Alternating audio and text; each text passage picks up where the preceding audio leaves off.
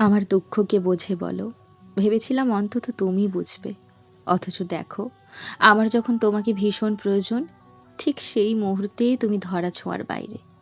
আমার যখন তোমার সাথে কথা বলতে ইচ্ছে করে, তোমার কোলে মাথা রাখতে ইচ্ছে করে, যখন ঘুম না আসা রাতে এপাশ ওপাশ করতে থাকি, তুমি তখন গভীর ঘুমে।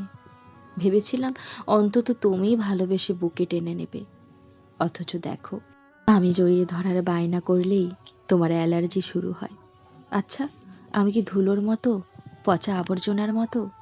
এই হতাশাগ্রস্ত বিষাদময় জীবনে ভালোবাসা ছাড়া তো কিচ্ছু চাওয়ার নেই। অথচ এই আমাকেই ভালোবাসতে যত অনীহা তোমার, আমার কাছে আসতেই তোমার যত দ্বিধাবোধ। কাছে আসো না, নিয়ম করে ভালোবাসো না, কথা বলো না, তাতে কি আসে যায়? শুধু তো আমি আর আমার অনুভূতিই ক্ষত হয়। প্রচণ্ড দুঃখ পেলে আমি তো তোমার দিকেই অগ্রসর হই।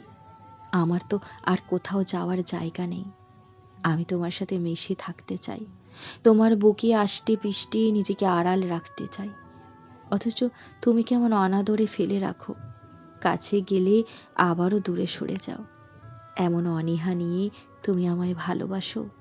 আমি কি এতটাই নিষ্প্রয়োজন তোমার কাছে? এত অনাগ্রহ নিয়ে তুমি কি করে ভালোবাসো জানি না, তবে আমার দুঃখ বোঝার কেউ নেই তা জানি।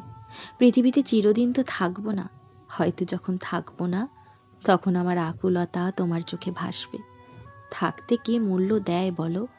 হারিয়ে যাওয়ার পরেই তো মানুষ ভালোবাসতে চায়, ফিরে পেতে চায় আরও একবার।